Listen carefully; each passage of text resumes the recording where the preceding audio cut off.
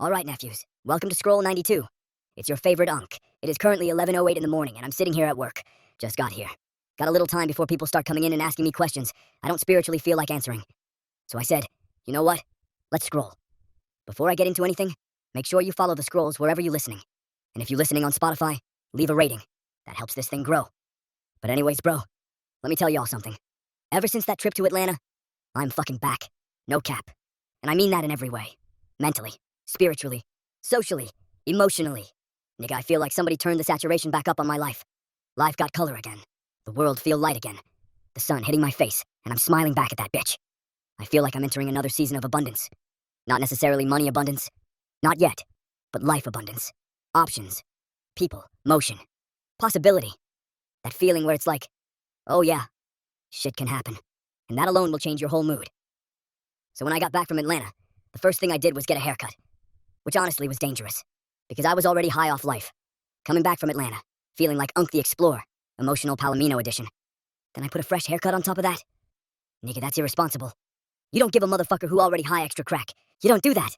Now I'm walking around looking in every reflective surface like, damn, who let this handsome-ass stallion back outside? So after the haircut, I finally hung out with the dude from Run Club. Y'all remember him. When I first went to Run Club, I told y'all I met this guy and it felt like we were kind of cut from the same cloth. Like he had that go-getter energy. That I'm trying to build something with my life energy. So I reached out, we linked up, and we watched the Spurs and Thunder game. And it wasn't even about the game for real. It was about the fact that I reached out. We linked. We talked. We chilled. That's fruit of the labor, bro. That's what happens when you actually plant seeds. You go somewhere new. You meet somebody. You follow up. Then boom. Now you got a new connection. And I don't know what that friendship will turn into. Maybe we become close. Maybe we just watch basketball sometimes. Maybe he introduces me to more people. Maybe nothing huge happens. But either way, my world expanded. And that's the point. I sat there watching my social life grow in real time. And that felt good. Then Friday I went back to work. Back to the bullshit. Back to pretending I care about whatever these people got going on. But even work felt lighter. Not because work changed. Work is still work. But I changed. I had just experienced life. And that's the thing. When you actually live outside of work, work loses some of that death grip on your spirit. It's still annoying. But it doesn't feel like your whole identity.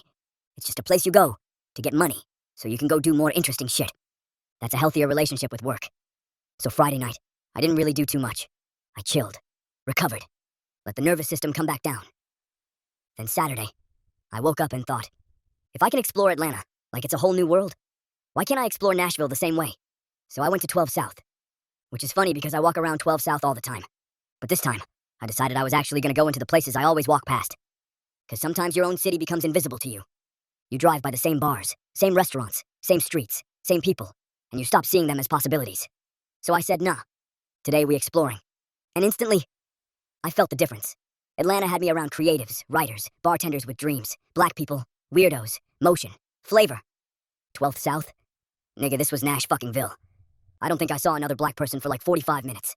And I'm not saying all of Nashville is white. But that part looked like a golden retriever learned how to develop real estate. Just white people. White women. White couples. White babies. White dogs. White vibes. White air. I'm walking around like, damn, did the Negroes get evacuated? But it was still cool, because the point wasn't to have Atlanta again. The point was to explore. So I had a mission. Madden Girl invited me to go see a movie with her and her friends later that night. So I told myself, all right, I'm not going home until it's time for the movie. I'm staying outside. I'm keeping the day alive. I'm forcing myself to find something. And of course, I had to find a scooter. Because that's the Explorer starter pack. If you see Unk on a scooter, just know the adventure has officially begun. And bro, y'all gotta understand something. When I ride a scooter, I don't ride it like a regular civilian. I stand tall, chest up, shoulders back, eyes forward. I look like a damn stallion riding through the city. An emotional Palomino with handlebars. Nigga, I be gliding, galloping spiritually. If horses had Lime accounts, that would be me. So I ride down 12 South and stop at this beer pub. Grab me a beer, sit down, look around. And honestly, I was not impressed, but I was proud, because I always pass that place. And this time, I went inside. That counts. Not every adventure gotta be life-changing. Sometimes the win is simply entering the building. So I drink my beer, get back on my scooter, and keep moving. Then I go to another bar. And one thing about Nashville, you're gonna see some birthday trips. Specifically white women on birthday trips. Whole groups of them. Matching outfits, cowboy boots, sashes, high-pitched laughter. Cougars on a cougar retreat. I'm sitting at the bar talking to the bartender, and she says she's from Colorado. So I ask, "Oh, do you ski?" She says, "Yeah, but it's expensive." Then these two older women at the end of the bar jump into the conversation like, "Oh my god, it is so expensive." And next thing you know, I'm talking to them. Now, I don't usually talk to that specific subgenre of white woman, but fuck it, we outside. They tell me they're from California, and they came to Nashville for a birthday trip. So I ask them, "What y'all been doing since y'all got here?" They said, "Drinking." And honestly, fair. That's basically Nashville's tourism board slogan. Come to Nashville. Drink. Stumble. Take a picture in boots. Go home dehydrated. Then out of nowhere, this Mexican dude hears it's their birthday and goes, "Oh my god, it's your birthday? Shots on me." So this random man buys everybody shots. We take the shot. Everybody cheers. And I'm sitting there like, you know what? This is a little goofy, but it's also kind of beautiful. Random humans being random humans. That's the stuff you miss when you stay in the house. Now, was it Atlanta level? No. Atlanta had me talking to fine-ass, light-skinned screenwriters at bars. Nashville had me drinking with California birthday cougars. Different genre. Still valid. But I did realize something. Environment matters. Some places make you feel more alive than others. Some places bring out parts of you quicker. Atlanta felt like possibility. 12 South felt like a bachelorette party with zoning laws. But still, I was outside. And that mattered. Eventually, I grabbed some barbecue, sat down, ate my food, and then it was movie time. I went to see Backrooms with Madden Girl and her friends. Now, I ain't know shit about Backrooms lore. I'd heard people going crazy about it, but I was unaware. And honestly, I usually don't love movies that feel like riddles. You know them movies where the director basically says, "Figure it out, bitch." And I get it.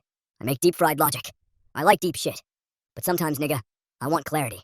Sometimes I want the hero to walk in, beat somebody's ass, save the girl, kiss her, roll credits, nigga. Simple. I don't always want to sit there wondering if the yellow hallway represents childhood trauma or capitalism. But for what it was, Backrooms was actually pretty good. You had to pay attention. It was visual. It was weird. It had that uncomfortable energy. And I respect it. But honestly, the best part was just hanging with Madden Girl. She is dope, bro. I'm genuinely glad we're friends. And after the movie, we went back to her crib, smoked a little, and just chilled. And when I tell y'all, me and this girl be on the same frequency. Bro, we sat there high as hell watching YouTube videos of people making Asian street food. That's friendship. That's intimacy, without pressure. Just sitting there, smoked out, watching somebody in Korea make a corn dog, like it's a sacred ritual. And honestly, that shit made me realize America don't really have street food. We have fast food. That's different. Street food looked like somebody's auntie woke up at 5 a.m. and dedicated her life to perfecting one item. Fast food feels like a robot made it and we eat it because it's convenient. I'm watching these people make Korean corn dogs and noodles and dumplings with real ingredients, real technique, real care. And I'm sitting there like, damn. I need to travel. I need to see this shit. I need to eat this shit. I need to experience the world.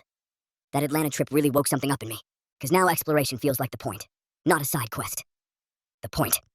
And speaking of travel, while I was at the bar earlier, I swiped up on one of my homegirl stories. She lives in Phoenix, and this girl invited me to Phoenix. Nigga, what? Say less. Just like that, another portal opened. And that's what I'm realizing about friends. Every friend is a portal to another reality. Atlanta exists because my cousin exists. Phoenix exists because this friend exists. Run Club exists because I showed up. Madden Girl exists because I stayed open. Scooter Buddy exists because I posted on my story. Every person you know is connected to a world you haven't seen yet. That shit is beautiful. And yes, I said Scooter Buddy. I posted a picture of a scooter on my story and said I needed a scooter buddy. And a cute girl responded, me. So now guess what? I got a fucking scooter buddy. Nigga, this is amazing. Life is moving again. Motion is coming back alive. For a second, I made my world too small. I let one situation take up too much space in my mind. But nah, I'm back outside. The sun is shining on me, and I'm smiling back. That's alignment. That's joy. That's life reminding you, nigga, there is more. And now I'm trying to make this summer count. Friends, trips, scooters, movies, bars, camping. Yes, camping. I really want to go camping. I've been seeing videos of people camping with their friends, and bro, that shit look intimate as hell. No phones, no noise. Just woods, bonfire, stories. A cooler full of drinks, various meats. You put a hot dog on a stick, hold that bitch over the fire, and suddenly life makes sense. That's peak human behavior. Before taxes, before emails, before corporate jobs. It was just niggas around a fire cooking meat and telling stories. And honestly, that's all I want. Moments. That's what life is. Moments. And I think the reason my optimism came back is because I remembered I can create moments. Exploring ain't as scary as it seemed. Going outside ain't as hard as my brain made it. Talking to people ain't impossible. Traveling alone ain't depressing. It's freeing. I'm deadass living the life I always wanted to live right now. And that's insane. I'm going outside. I'm hanging with friends. I'm hanging around baddies. And let me say this, nephews. If you hanging around baddies, don't have sex with all of them. Please, protect the ecosystem. Not every bad girl needs to become a situation. Sometimes a bad girl can just be your friend. And honestly, platonic girlfriends will expand your world in ways you don't even understand. They introduce you to people. They invite you places. They soften your social life. They give you access to different rooms. But once dick gets involved, now energy can shift. People get possessive. Vibes get weird. Expectations start growing like mold. So right now, I'm protecting the vibe. I'm not saying I'm a monk. Let's not get crazy. But I'm being intentional. Because my world is opening up. And I don't want to close it back down by being horny and dumb. Before Atlanta, I was overthinking. I was making my world too small. Then I went to Atlanta and remembered who the fuck I am. I'm Unk. My dick hangs to the floor. Spiritually. Now, physically, mind your business. But spiritually, that bitch dragon. And that's the energy I'm moving with now. Confidence. Motion. Joy. Exploration. Stories. That's what deep fried logic is becoming. I'm gonna keep living. Keep going outside. Keep gathering stories. Keep reporting back. Because this thing is going to become something one of one. Something spectacular. Something only Unk could build. So with that being said, man, do the right thing. Keep God first. Be a real nigga. And don't stop. Because once you stop, your dreams stop. Have a good day or night, nephews. Unk loves you.